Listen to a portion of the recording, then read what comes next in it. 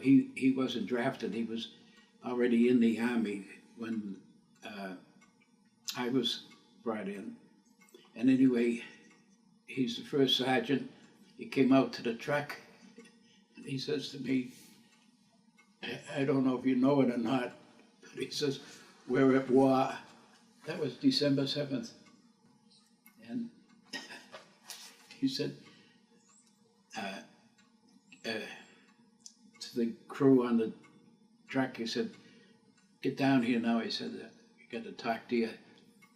He said, now, he said, we're at war. And he said, this isn't any fooling around. He said, this is for real. And he said, you might have seen them in the, as we came into the camp, you might have seen them, and they were patrolling with guns, you know. And he said, those guns have bullets in them. And he said, don't just try to walk off this place. He said, because you can get shot in a minute and they could kill you, and it wouldn't make any difference. So that was our introduction to World War II. So we were just a month.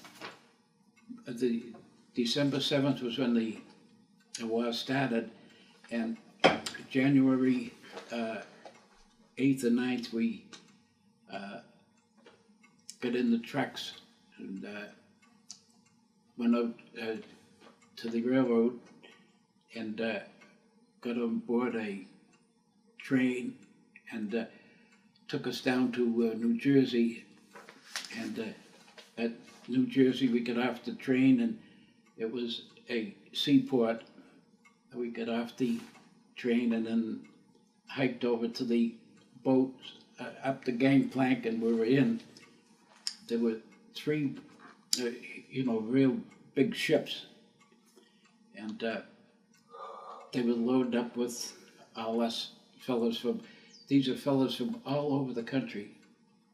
That they didn't have any big army, you know, and any way they could get any men, they got them. So we went down the East Coast through the Panama Canal, and then headed out into the Pacific. And the reason for us was we had 3 ships, and there's 1,000 men on each ship, so that 3,000 men. And our destination was the Philippines, and we were going to join MacArthur, you know, in the Pearl Harbor. And we were just 3 days sailing time after we went through the Panama Canal. We were 3 days sailing time to reach Pearl Harbor. That was about 6,000 miles. So I mean, about a week or more on the water. We were supposed to be headed up to join MacArthur, and MacArthur saw that even if he got the 3,000 men, he wasn't going to be able to stop the Japanese, you know. So what he did was go to give the order, you know. He flew down to Melbourne, Australia, and our ships took a turn, and instead of going up to the Pearl Harbor, we went south down to Australia. Down there at Melbourne, Australia, they had set up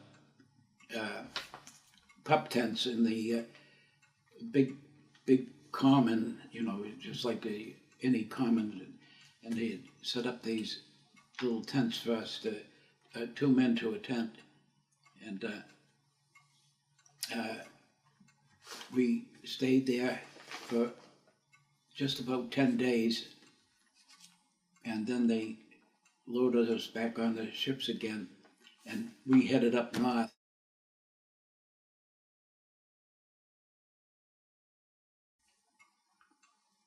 One of the islands on the way up, there was it was just a layover until we could get some ammunition. We didn't have nothing, you know. We were short on guns, ammunition, and everything, you know. So everything had to be done quick. And finally, we headed up to where the Marines were, and we joined up in the same area and waited till we went on maneuvers there and got the ships unloaded with the ammunition and guns and everything, and then the plan was to go into Guadalcanal, you know, so we joined the Marines in the invasion of Guadalcanal, and that was the first action in World War II. And if you see in the history books, it says the Marines made the first offense against the enemy in the invasion of Guadalcanal, and in small print like that it says accompanied by U.S. Army troops. You know, we didn't get a big play, so we didn't have any name either. You know, they usually have a name for a group. So it wasn't until we got up to Bougainville that we got a name for our unit, you know. And that was the 3,000 people, right? Yeah. And we went in on the invasion of Guadalcanal, and there was people getting killed left and right. But fortunately, we were killing more of them than they were killing of us. But that was a terrible thing because we were all young, and to see the fellas young as that get killed, and see the bodies and the pieces of bodies, you know, and going ashore. I mean, it was quite a rugged thing. And then when we did get on the island, then it was fighting all the way. We chased the Japanese up into the mountains, and then we had to go up and root them out. And this is with the Marines and the Army on Guadalcanal doing that. And of course, they didn't have no big roads or anything like that, you know. Those islands are all primitive, like, you know. They only had natives. They didn't have, and there weren't too many of them either. So we finally got the news that the Japanese had got down to just so few that they went clear over the mountains on the other side, and then they were picked up, you know, by the Japanese Navy, and they took them north of us. So we just had the job of cleaning out the last few that were left behind. But that was the end of that. They went up to the Japanese went up to Rabaul, and that was a strong place, you know, for the Jap. They had all the facilities. They had the equipment up there and everything, you know, that brought it down from Japan. So that was a place that you you wouldn't last very long if you try to take it, you know. So we didn't go up that way. We went out to the western part, and we went into Bougainville, and it's Bougainville on that Bougainville. And this time we went in without the Marines. It was just the Army, but it was the same thing. We went ashore under fire. They were shooting at us from the land itself, and we got a beachhead in there. It got established, and then of course we get more reinforcements coming from the States, and but the reinforcements we got were not Marines; they were Army people, you know. So by that time, they were getting used to fighting a war, and I really don't remember how long it was, but we were there for several months, and then we went up from there. We went up to Cebu.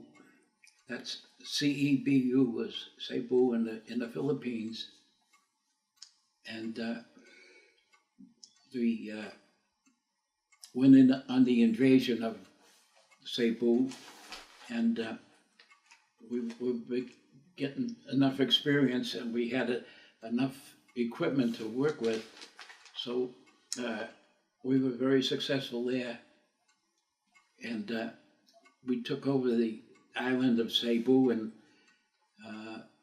I'd say about 6 weeks' time. We had it secured, and then we began getting new equipment, new ammunition and everything.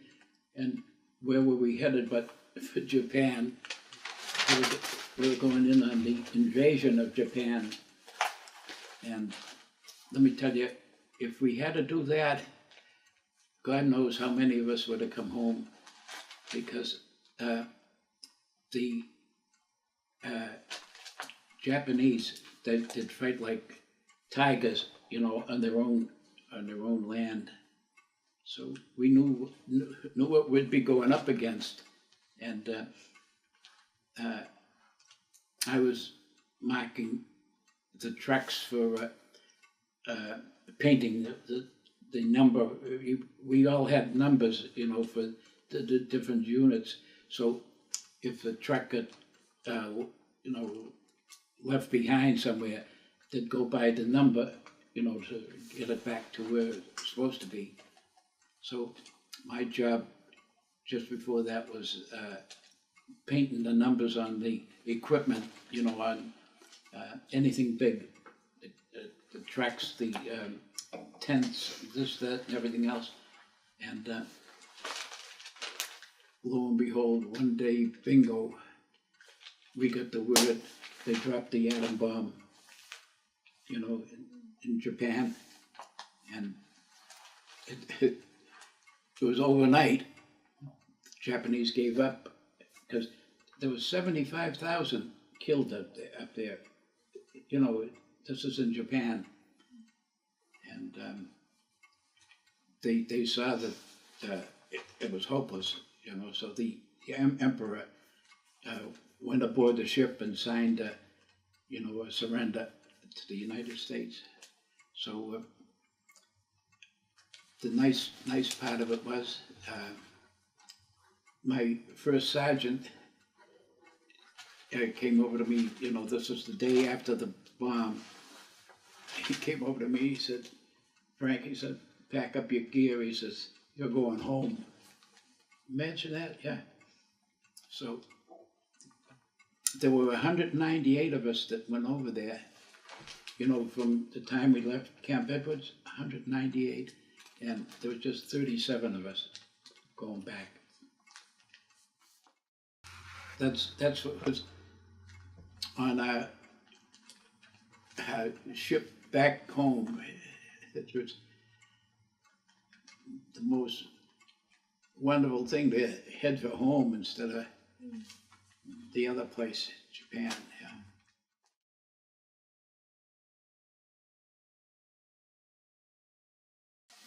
So quite a bit of an experience. We certainly grew up fast, I'll tell you that. You know, from kids became men. You know, when you see people dying like that, and you see them up in the trees. They had the snipers up in the trees, you know, and they'd shoot them, and the bodies would be hanging out of the palm trees or amongst the coconuts. They were the Japanese, of course.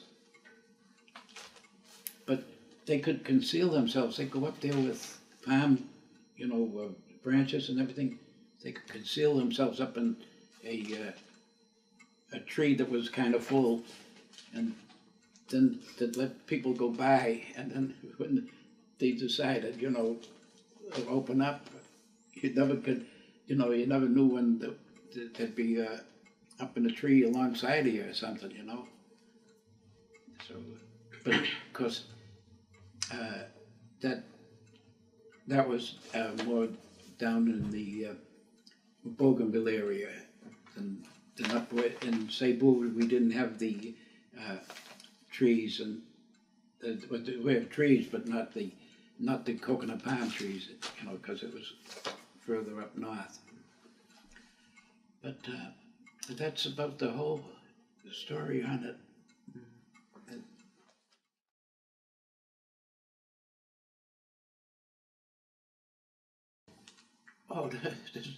Oh, no question. We were the happiest people on earth when we found out that we were going home.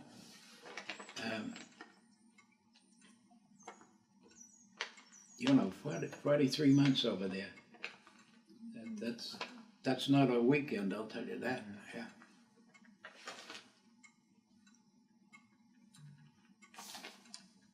Yeah, 43 months since we left the U.S. and 43 months later we returned. And you see these, in this war here, they've gone 2 months and they're home. You know, so a different kind of a war too.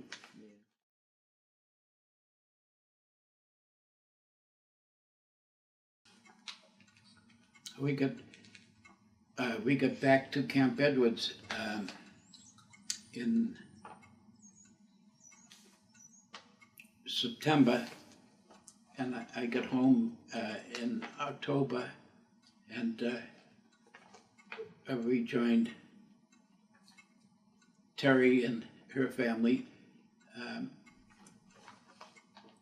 in October, and November passed, and we married December 1st.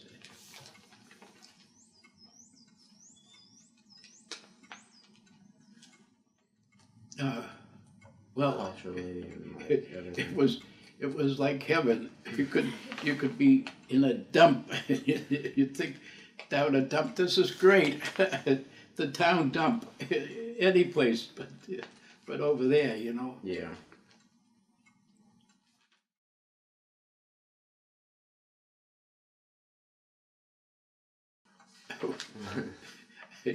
I didn't have time to think about it. Yeah.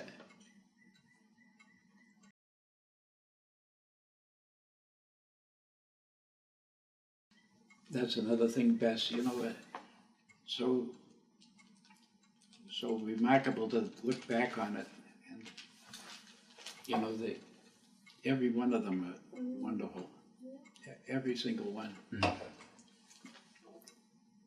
Now Sunday is Terry's anniversary, the first of May. Not Sunday. Was it Thursday? Oh, right. Yeah, Right, she'd last year. be gone 2 years.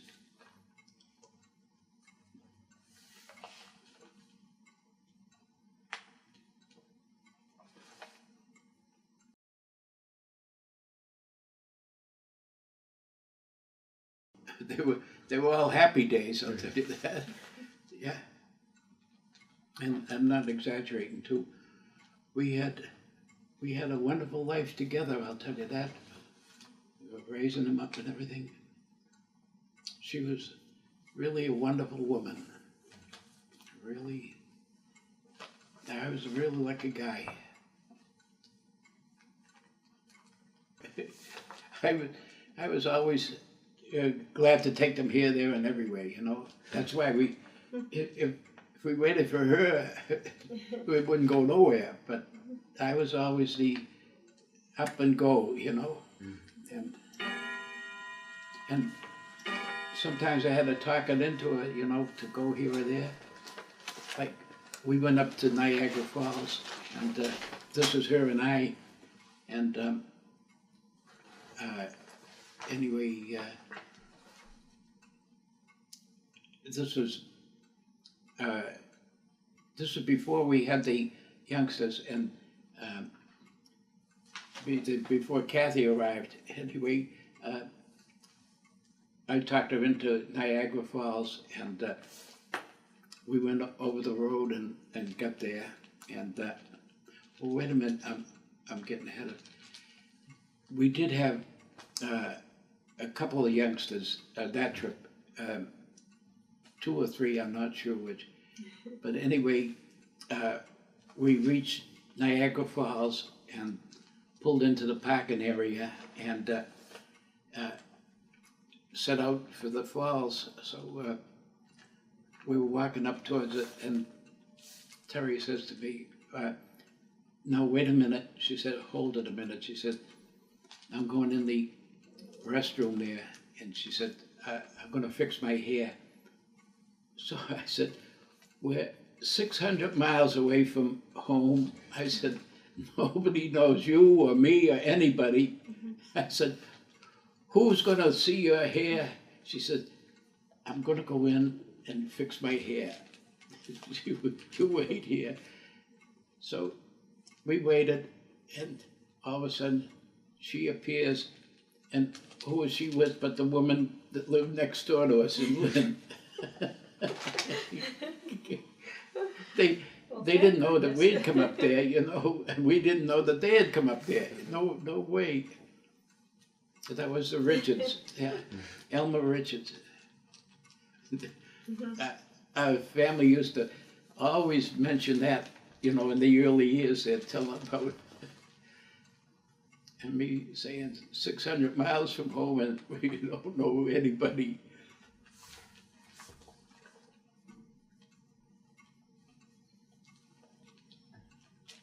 A lot of times we took those trips.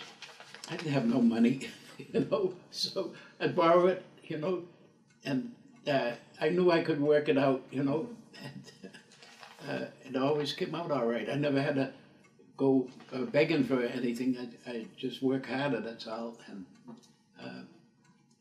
I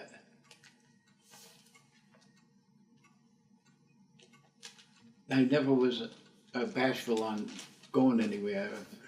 There's something to see or something of interest or something. And of course we were always over in Boston for one thing or another. You know, there was plenty to do in Boston, and you know, the museums and the places. It was always so reasonable too. You know, you pack a little lunch or something, all you spend is something to drink or something, you know, and to go whatever you had, a picnic, you know. It used to be good.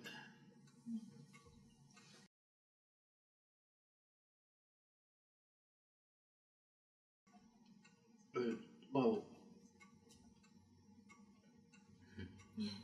I'm trying to think. Was it Dean or was it Marnie?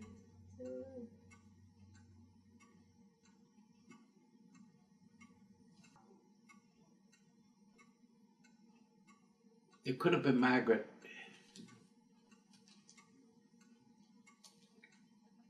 Yeah, that sounds right. And then Patty, and I think Danny was next. Danny? Danny, yes. Yeah. Yeah. What was that like when your first child got married? Oh, it's always a happy time, you know, because we actually have a baby. You know? It's a surprise. Yeah. You know, you never think ahead like that you're going to be.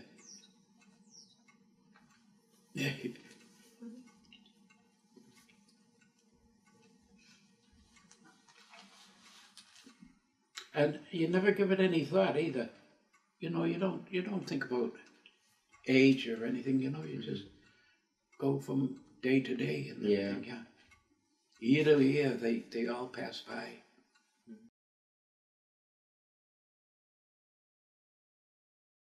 Well, from I think from the time I met Terry until now, that was the happiest time. Someone to come home to, you know.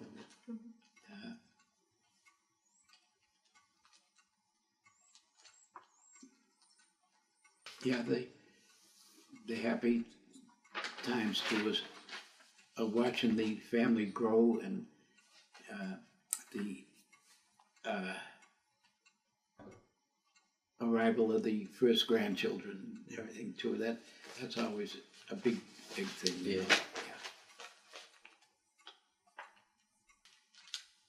Like everybody else's life, that runs about the same.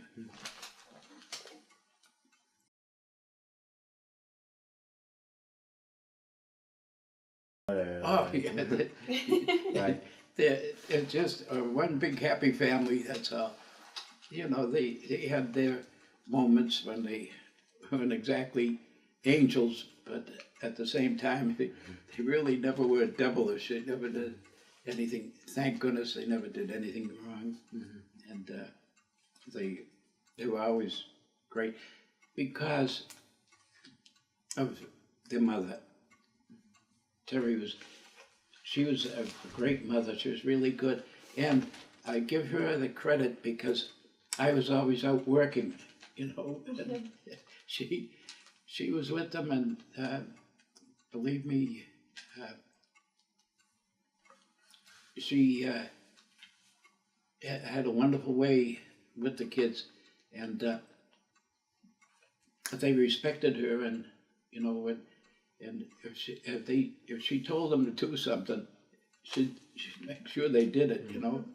So she was the one that raised them, including her father there too, you know. And Danny and Eddie both were never any problem, never. Really, really good kids.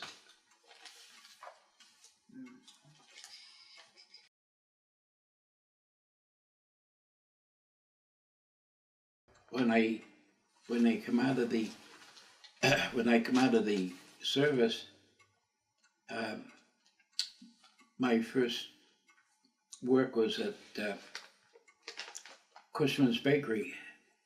I had been working there before I went in the Army, and when I came out, I was welcomed back with the Cushman Bakery as a salesman, house to house, you know, and I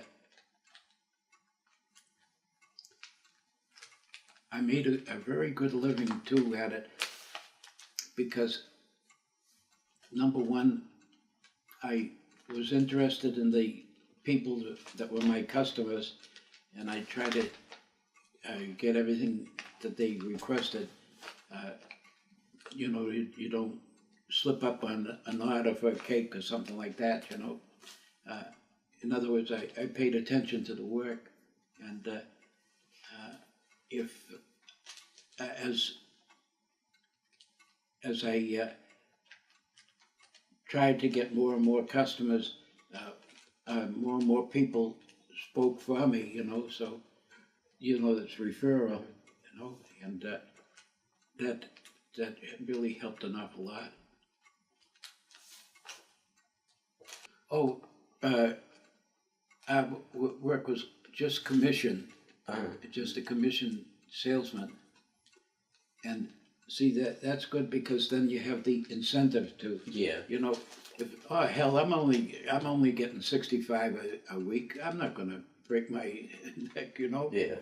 But these fellows that were making 65, I was making 90, you know, and I used these 2 feet to get me around. Yeah.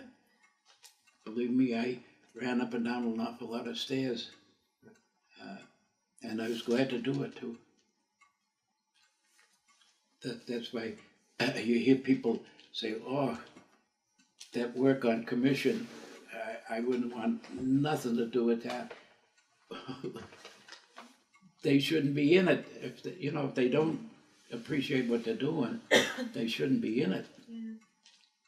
You know, when you're depending on a commission to pay your bills, you pay attention to it, you know, and try to build it too. And the same with your father now. You know, he does some good work, and people will recommend him. Yeah. Do you see? So that's what it is. And on a smaller scale with me, these people would recommend me to the neighbors, and the neighbors knew I'd be there, you know, day after day. And we never went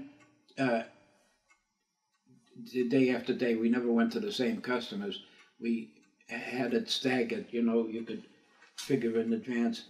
If she bought on Monday, you know, she'd buy on Wednesday, you know. So, and unless they told you to call, you know, you skipped over.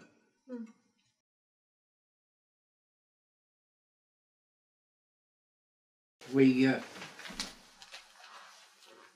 were expecting our first youngster, Kathy, and Terry had a friend that was very close, girl, and she owned a property down with her and her husband. They didn't have any children, but they had a lot of friends. They were nice people. And anyway, they owned this house and they rented another place themselves.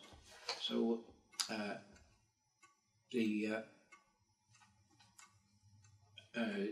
this girl Wilma, she heard that Terry was expecting. She said, "My tenants are moving out of the house. It's yours." So we were very glad to get it because it was close by everything, you know, in Lynn, this is, and right near the church, right near the schools, everything was there. So we more than appreciated getting that place, and we were there. We were at Wilma's for I think about 4 years before we made another move, and where did we go from there?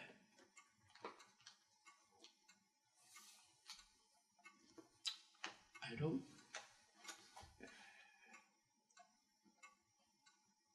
Isn't that funny? I can't remember.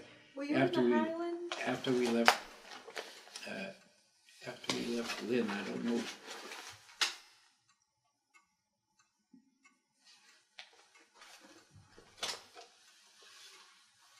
It's hard to. I don't know if you were on Beacon Hill Avenue. Were you up on Beacon Hill Avenue Yeah. before you moved to? Yeah, we were Yeah. we were on the hill, yeah, and gee, now that you question me, I can't think of it, but that goes with my age, you know. You reach a certain point that things will disappear, and then that, you know, in your memory they'll disappear, and then you could be driving out and they say, oh, see, I could have told them this or told them that. You know, it comes back to you somehow or other, Yeah. you know. Well, I'm impressed with how much you have Yeah. in your Yeah. dad. It's an awful lot. Yeah. Yeah. But like I say, you're looking at a lucky guy. I really mean it. And A good guy too. yeah, having your father there too is a real feather in my cap. He's wonderful to me, honest to goodness. And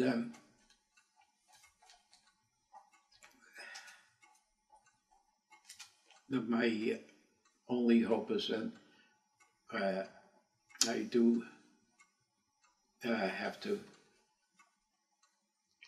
go way up yonder, that there'll be enough left for everyone, you know, to get a little financial help, you know. Can always use that. But you'll find in your lifetime too that after a while you find out that money doesn't mean anything. Yeah. Really, Yeah, you know, yeah. it's funny to say that, but that's the truth.